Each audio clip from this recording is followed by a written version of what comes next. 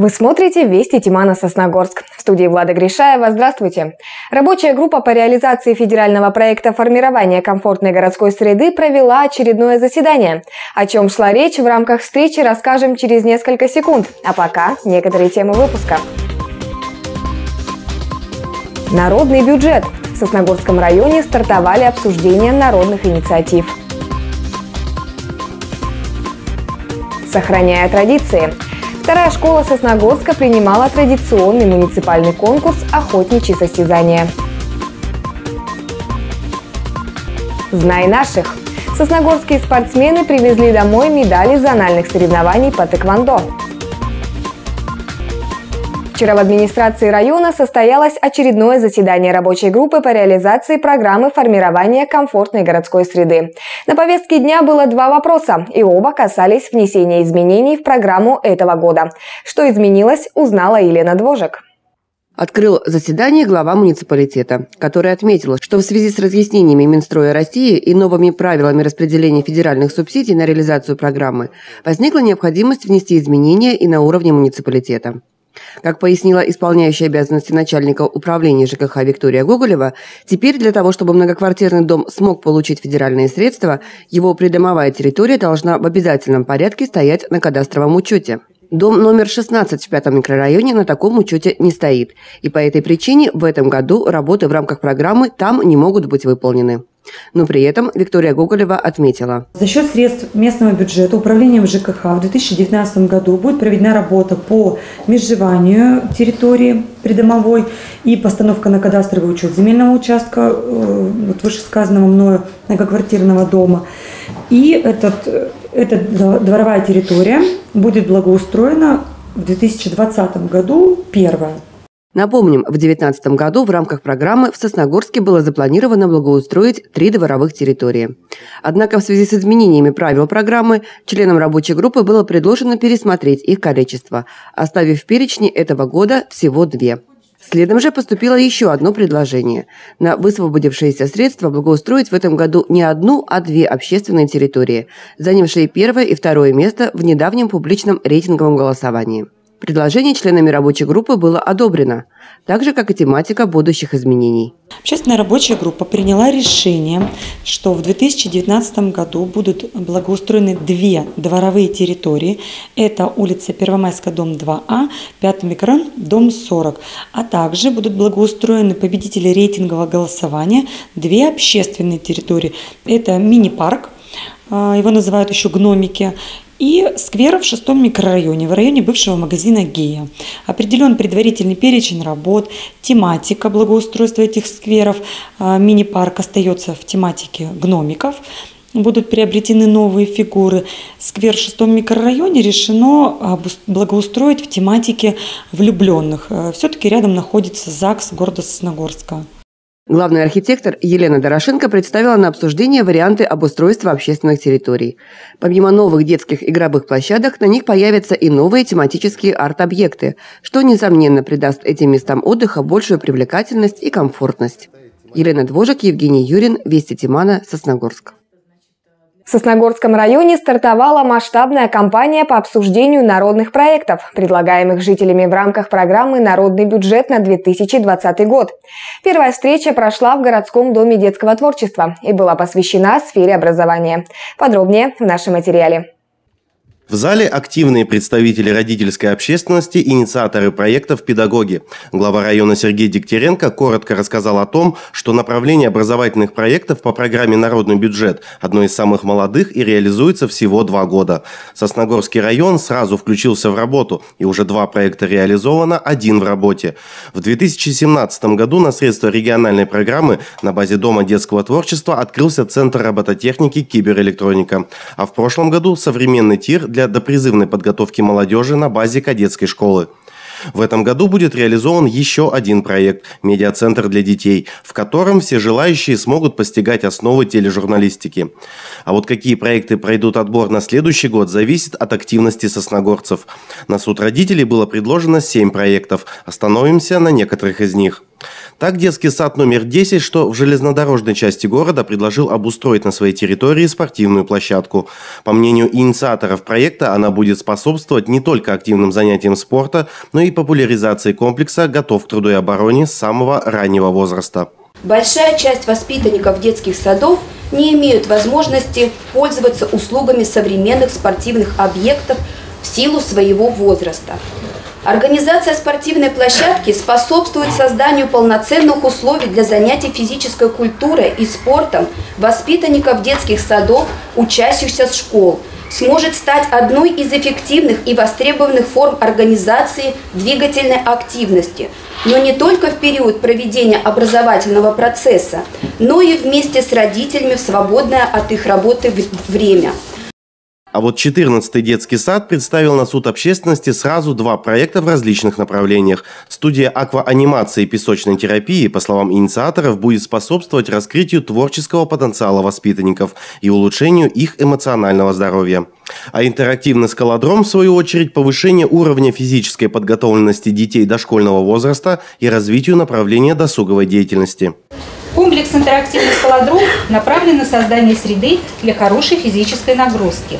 Он помогает развивать ловкость, координацию, также укрепляет все группы мышц, обеспечивает благоприятные условия для умственного и физического развития.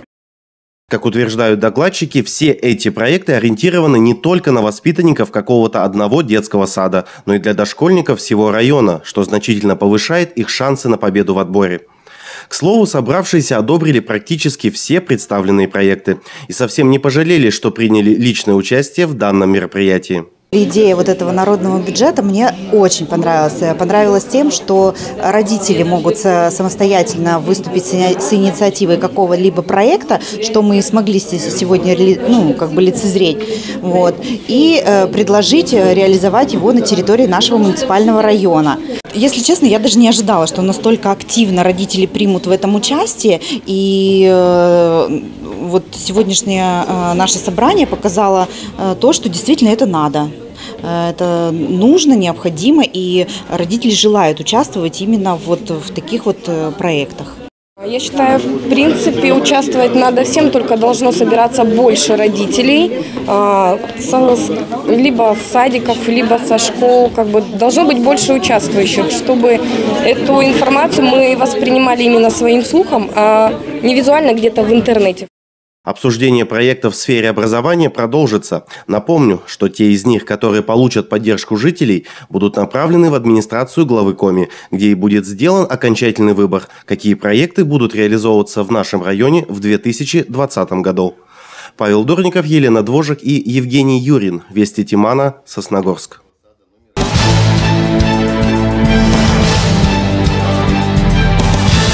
На этой неделе в городской библиотеке имени Якова Рочева проходит посвящение первоклассников в читатели. Это традиционный обряд, который должен пройти каждый, переступая порог Дворца книги. Учащиеся первых классов всех школ нашего города открывают для себя новый мир – мир знания и чтения. Как называют этот дом? Библиотека. Библиотека – это не просто кабинет с книгами. Это настоящая сказочная страна, наполненная самыми различными тайнами, в которой большинство из юных школьников еще ни разу не бывали. Поэтому работники библиотеки подготовили для первоклассников театрализованную постановку, где подробно рассказали о том, что такое книга и как это все-таки полезно и интересно погрузиться в прочтение той или иной истории или сказки. Вообще проходит всегда очень весело. Предваряет это мероприятие обязательно красочная книжная выставка. Здесь тематика разнообразная, ребятам нравится, они потом берут эти книжки и домой тоже. Тем более приходят с родителями, и родители сразу же записывают ребят и берут книги домой. Потому что сейчас не секрет, что читают в семьях мало. И это вот одна из форм вовлечения, привлечения, вернее, в библиотеку и вовлечения в чтение, детское чтение. А ребятам это очень нравится. Ребята погрузились в самую настоящую страну чудес, где ожили герои со страниц известных всем сказок. А самым главным героем всей сценки стала сама королева-книга. Она рассказала ребятам, как правильно и бережно нужно обходиться с ней, что книга – это хранилище знаний, которое пригодится детям в дальнейшем. Ну а самым веселым гостем на празднике чтения стал Буратино. Вместе с ребятами он отгадывал загадки и ребусы. Траву и солому жует постоянно, а после дает молоко. Корова. Обезьяна. Корова. На мероприятие заявились и не особо желанные гости – кот Базилио и лиса Алиса. Они попытались убедить ребят, что читать это плохо и не нужно. Но первоклассники сразу раскусили обманщиков и не стали им верить.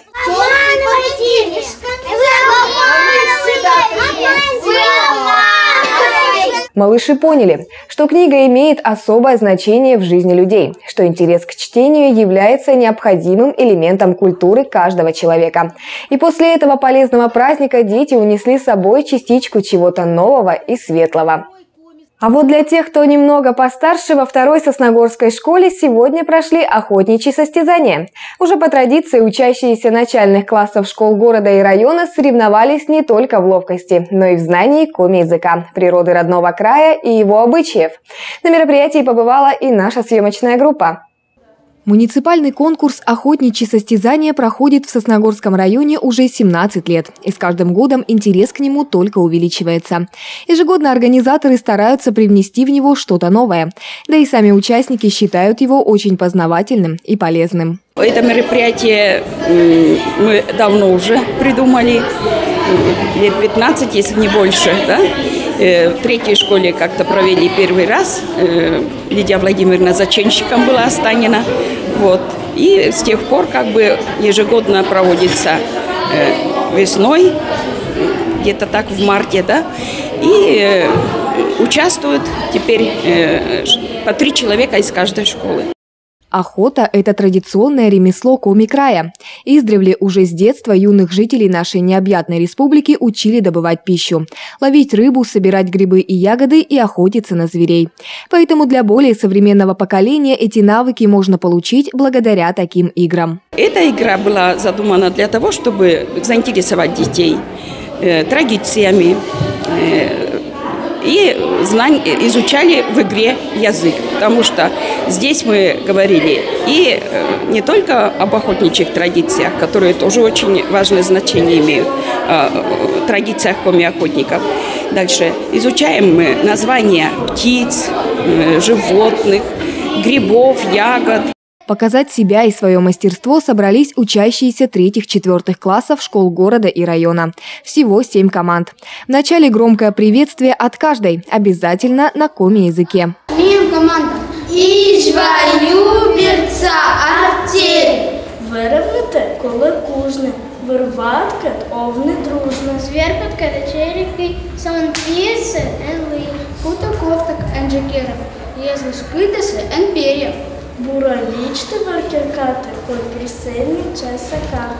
После каждая команда получила маршрутный лист, на котором подробно и поочередно расписаны все станции, которые они должны посетить. Всего их 10. На каждой ребят ждало то или иное задание, с которым они с легкостью справились. Мы защищаем честь школы. И это интересно, занимательно, очень весело. Как готовились к мероприятию? Учили различные слова, тренировались. Да, работали над произношением. Команда 5-й школы Сосногорска изучает коми-язык уже 3 года. Как рассказали сами дети, дается он им непросто, но в то же время они на пути к главной цели – изучить родной язык полностью. Ребята уже знают достаточно слов, поэтому с названием своей команды у них не было проблем. Жонь в переводе «снегирь». Почему такой выбор? Почему снегирь? Потому что у нас красные футболки. Это как грудка у снегирей. Юные охотники решали ребусы, отгадывали загадки, составляли слова и предложения на коми-языке. Независимо от количества набранных баллов, все команды получили массу положительных эмоций. По окончанию состязаний выявили самых сильных участников, а уже все вместе ребята получили благодарственные письма за активное участие.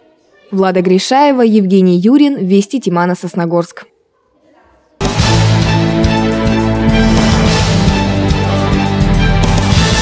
Успех достигается упорным трудом. Это в очередной раз доказали сосногорские спортсмены. Не так давно команда наших тэквондистов вернулась с зональных соревнований, которые проходили в Ярославле. О том, как выступили и какие награды взяли, узнал Павел Дурников. Эти медали Алина Гудкова привезла с открытого чемпионата и первенства Центрального федерального округа по тэквондо версии ITF. Они проходили в Ярославле на минувшей неделе. По словам юной спортсменки, несмотря на страх, который пришлось преодолевать, приблизиться к победе помог самонастрой. Самое сложное было преодолеть свой страх, во-первых. Было очень страшно. Интересно было участвовать в спецтехнике. Я никогда не участвовала, и для меня это был жизненный опыт большой. Девушка очень довольна результатом, а вот Татьяна Косицына надеялась только на первое место, но в итоге серебро. Если честно, хотелось первого, но сейчас мы будем готовиться, и в следующий раз я обязательно возьму первое. В этом виде спорта девушка уже 4 года, но чтобы начать им заниматься, пришлось уговаривать родителей. С детства хотела пойти на что-то такое, но мне родители не давали, я была очень маленькая, они боялись за меня. Но потом нам в школу пришли, рассказали, и я уговорила родителей. Меня привлекает именно бои, то есть мне нравится это. То есть я вообще люблю спорт, я люблю заниматься, физические нагрузки. Мне это нравится. Но за любым результатом и победой кроется усердный труд. По словам тренера, на подготовку к этим соревнованиям уходило по 4 часа в день. Мы готовились без выходных, без проходных по 4 часа в день. То есть, когда еще каникулы были у детей, то есть они все с удовольствием ходили. Я не думал, что они так будут прям ходить. Алексей Форов подчеркивает, всегда нужен настрой. Высокий результат достигается постоянными тренировками, а еще должна быть дисциплина. Спортсмен должен идти к высшей ступени, несмотря ни на что, и постоянно учиться и проводить самоподготовку. Жизненная кредо тренера – главное не участие, главное победа. Самое главное – это настрой на тренировку. Если они заниматься будут, соответственно, будет результат. А девочки вроде такие, целеустремленные, то есть они молодцы. То есть ходили, занимались, и, соответственно, результаты есть. Если бы не занимались, результата бы не было. И если в личном зачете сосногорцы взяли медали, то в общекомандном только 11 место. И это не проигрыш, а стимул совершенствовать технику и готовиться к следующим турнирам, обращая внимание на полученный опыт. А если говорить про эти соревнования, то они собрали более 500 спортсменов из 16 регионов. Кто-то приехал именно за победой, а кто-то набраться опыта. Ведь именно такие соревнования для каждого спортсмена – это очередной шаг к покорению спортивного Олимпа. Павел Дурников, Елена Двожик и Евгений Юрин. Вести Тимана, Сосногорск. В завершении выпуска о погоде. По прогнозам республиканских синоптиков, в ближайшие дни погода не изменится. Днем столбик термометра задержится на отметке 0 плюс 2. В ночные часы будет около 0 градусов. Синоптики также отмечают, что для этой половины марта погодные значения в среднем на 10 градусов выше нормы. Пока на этом все. Новая информация уже в следующих выпусках нашей программы. Ну а я с вами прощаюсь. Всего доброго и до свидания. Считаешь себя сильным управленцем? Заяви о себе. Вступай в команду Республики Коми. Гастрольный тур по России. Коллектив, который объездил весь мир. Легендарный Государственный Волжский русский народный хор представляет новую концертную программу «Понад Волгой заря занялась». Вас ждут русские песни и яркие танцы. А также Волжский хор покажет увлекательный народный спектакль для детей «Царевна-лягушка». 4 апреля. Сосногорск. ГДК «Горизонт». Касса 56334.